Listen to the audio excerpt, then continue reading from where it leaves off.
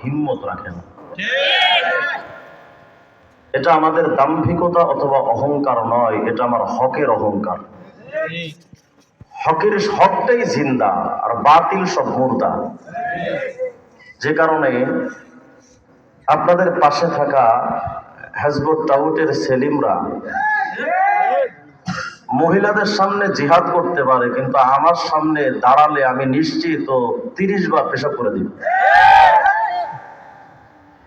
যেহেতু আমি ওয়াজ করার জন্য বসিনি, জাস্ট আমাদের ঈমানটা হেফাজত করার জন্য কিছু মুযাকারা। আমি শুধু একটা প্রশ্নের জবাব দিয়ে আপনাদের থেকে বিদায় নেব ইনশাআল্লাহ।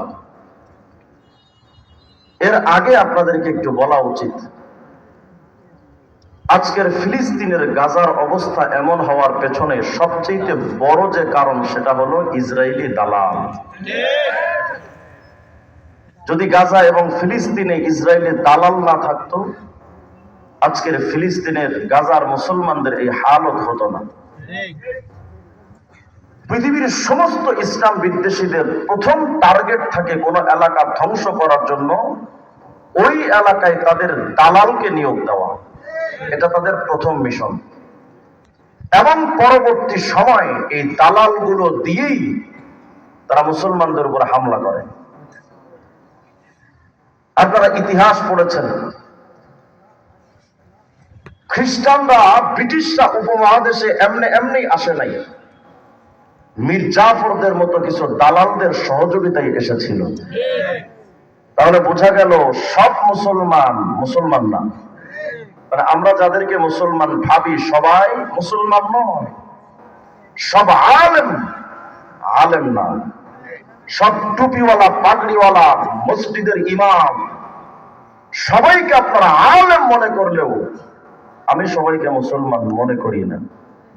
কারণ এই গত 2-3 বছর আগে বাংলাদেশে এক ইমাম ধরা পড়েছিল, 40 বছর যাবৎ ইমামতি করছে, কিন্তু সে খ্রিস্টান মিশনারির একজন দায়ী।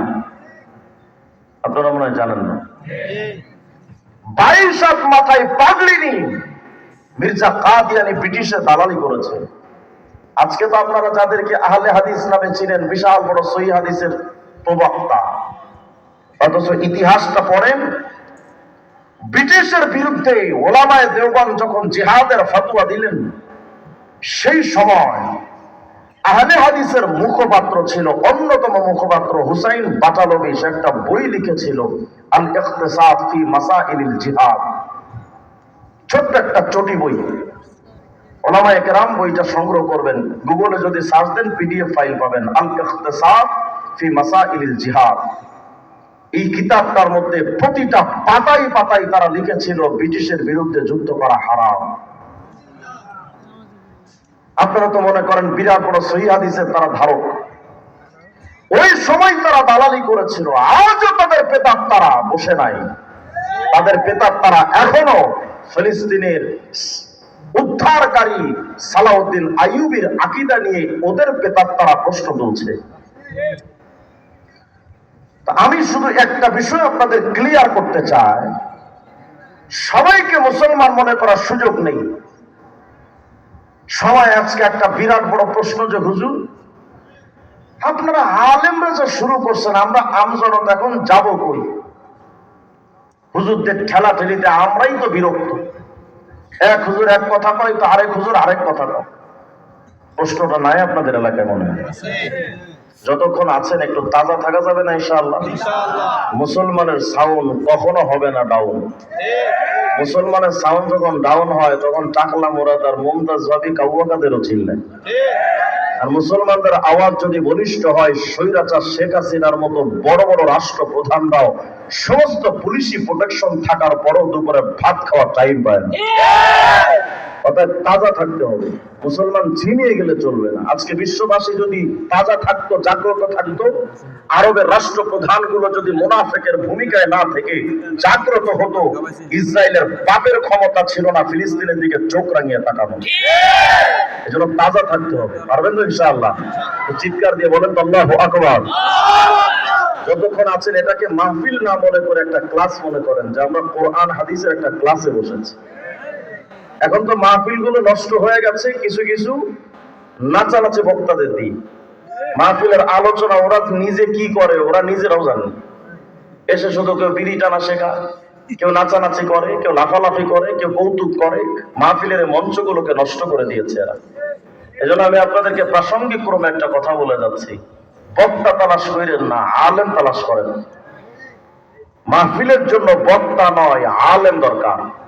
মুফতি দিলওয়ার শাহ হুজুর উনি হচ্ছেন একজন আলেম, ওনাদেরকে দরকার যাদের মাধ্যমে মানুষের আত্মার খোরাক তৈরি হয়। আমি শুনতেছিলাম হুজুর সাধারণ একটা বিষয় ঝিনুক দিয়ে তিনি কি চমৎকার কথা বলেছেন, প্রত্যেকটা কথা মনে হচ্ছিল হীরার চাইতে দাম, ঠিক না? ওনাদের দরকার যাদের মাধ্যমে মানুষের আত্মা তৈরি হয়, আত্মার পরিশুদ্ধতা তৈরি হয়। এখন তো আমরা সবাই ভাইরালের দিকে দৌড়াচ্ছি, কে ভাইরাল, কার আলোচনায় মানুষ বেশি আসবে, ভাইরালের দিকে। ফলাফল ওরাও এসে নাচে, আপনারাও নাচেন, যাওয়ার সময় বাম্বু হয়ে ঘরে যান, কিচ্ছু নিতে পারেন। যাই হোক, এটা প্রাসঙ্গিক কথা। আল্লাহ তাআলা আমাদের সবাইকে বুঝ দান করেন। আমি বোঝাতে চাচ্ছিলাম এটাকে একটা ক্লাস মনে করা যাবে না ইনশাআল্লাহ। আমরা সবাই একটা ছাত্র হয়ে বসি, মাথা থেকে যা আছে সব ছেড়ে ফেলেন। আমি কোন দলের অনুসারী, কোন মতের অনুসারী বড় কথা নয়, কোরআন সুন্নাহ আমাকে যেটা বলবে আমি সেটা মানব। তাহলে যেই প্রশ্নটা এখন সমাজে যে হুজুর এত এত দল, এত এত মতবাদ, আমরা যাব কোন দিকে? এখন এই জবাবটা যদি আমি রিজওয়ান রফিকি দেই, আপনি তো আমার কথাও বিশ্বাস করবেন না, কারণ আমিও তো এক পক্ষে। আমিও তো দেওবন্দি চেতনা লালন করে কওমি মাদ্রাসার পড়ালেখা করেছি, হেফাজতে ইসলাম চরমনা উজানি নানপুর হুজুরদেরকে সাপোর্ট করি। সুতরাং আমার কথাও তো অনেকে বিশ্বাস করবে না। অর্থাৎ জবাবটা যদি ব্যক্তি কেন্দ্রিক হয়, এটা সর্বমহলে গ্রহণযোগ্যতা পাবে না। কিন্তু জবাবটা যদি কোন হুজুরকে মানবেন, কোন হুজুরকে মানবেন না, কোন দরবারকে মানবেন, কোন দরবারকে মানবেন না, কোন সংগঠন মানবেন, কোন সংগঠন মানবেন না, এই জবাবটা যদি সরাসরি কোরআন এবং হাদিস থেকে আমি আপনাদের বের করে দিতে পারি, তাহলে তো মানতে অসুবিধা নাই। কারণ কোরআন সুন্নাহ কি শুধু আমার না সবার? বলেন বলেন, আমার না সবার? তাহলে চলেন কোরআন এবং হাদিস থেকে এই জবাবটা নেই যে হুজুর এত এত দল, এত এত পীর, এত এত আলেম, এত এত বক্তা, আমরা যাব কোন দিকে? এই জবাবটার জন্য প্রথমে আমি কোরআন থেকে দলিল দিব, তারপরে নবীজির হাদিস থেকে, সুন্নাহ থেকে আমি দলিল দিব। খুব মনোযোগ দেন। যদি কারো মনে চায় যে কথাগুলো নোট করার জন্য পরবর্তীতে আপনি যাচাই করতে পারেন, আপনি বসে বসে নোট করেন কলম খাতা নিয়ে অথবা মোবাইলে রেকর্ড করেন। প্রত্যেকটা আয়াতের নাম্বার, হাদিস নাম্বার দিয়ে আমি আপনাদেরকে বিষয়টা ক্লিয়ার করবো ইনশাআল্লাহ। আল্লাহ তৌফিক দান করেন। এখন কোন পীরকে মানবেন, কোন হুজুরকে মানবেন, বা কাকে মানবেন, মানবেন না, কাকে মানা যাবে না, এই জবাবটা চাওয়ার জন্য সরাসরি আমরা কোরআনে কারীমের কাছে যাই। কারণ কোরআন তো সবার, নাকি বলেন?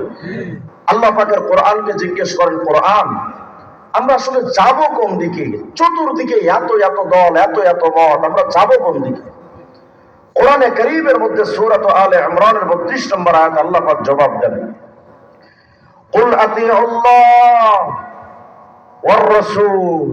আল্লাহ পাক বলেন, হে দুনিয়ার মানুষ, বিশ্ববাসী, আল্লাহকে মানো এবং তার রাসূল মুহাম্মদ সাল্লাল্লাহু আলাইহি ওয়াসাল্লামকে মানো।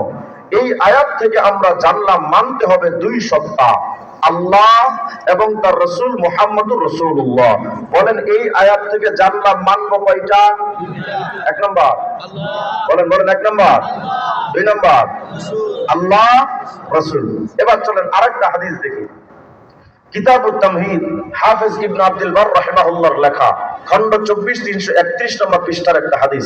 হুজুর আকরাম সাল্লাল্লাহু আলাইহি ওয়াসাল্লাম যখন দুনিয়াতে ছিলেন, সাহাবায়ে কেরামের মধ্যেও অনেক বিষয় নিয়ে মতনৈক্য তৈরি হতো। এক সাহাবী বলতেন এটা করব, আর এক সাহাবী বলতেন না, ইসলাম এটা বলে।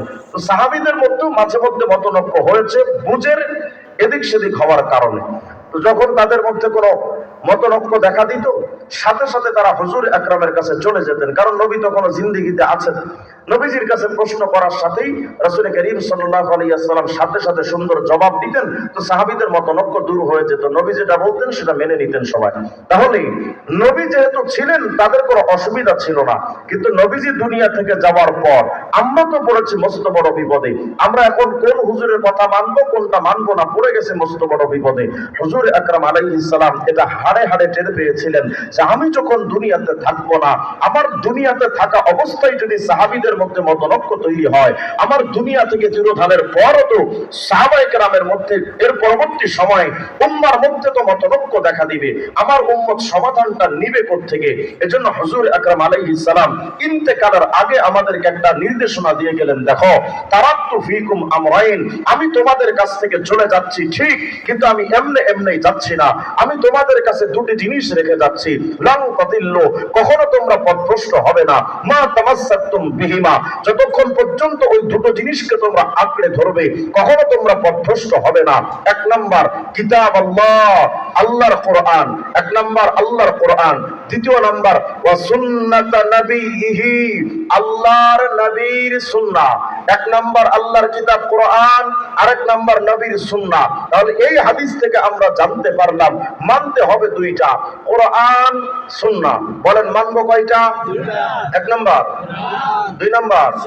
আগের আয়াতে বললো মানো আল্লাহ এবং রাসূল, এই হাদিসে বলছে মানো কোরআন এবং সুন্নাহ। তাহলে এই দুটো আয়াত আর হাদিস মিলিয়ে বোঝা গেল মানতে হবে চারটা, আল্লাহ, রাসূল, কোরআন, সুন্নাহ। কিন্তু বাস্তবে চারটা না, দুইটাই। কারণ কোরআন মানার অর্থ আল্লাহকে মানা, নবীর সুন্নাহ মানার অর্থই নবীকে মানা। তাহলে এই আয়াত আর হাদিস দিয়ে আমরা জানতে পারলাম মানতে হবে দুইটা, কোরআন, সুন্নাহ। বলেন মানবো কয়টা? এক নাম্বার, দুই নাম্বার। বলেন বলেন, এক নাম্বার, দুই নাম্বার। এই হাদিসের একটা অংশ আপনাদের বিশেষভাবে খেয়াল করা উচিত। হুজুর আকরাম বলেছেন শোনো, মানবে দুইটা, কোরআন, সুন্নাহ। এই হাদিসে নবী বলেছেন সুন্নাহ মানতে, হাদিস মানার কথা কিন্তু নবীজি বলেননি। খুব মনোযোগ দেন, এটা একটা সূক্ষ্ম বিষয়। হাদিস মানার কথা নবীজি একটা বারও বলেননি, বলেছেন আমার সুন্নাহ মানো। পুরা 10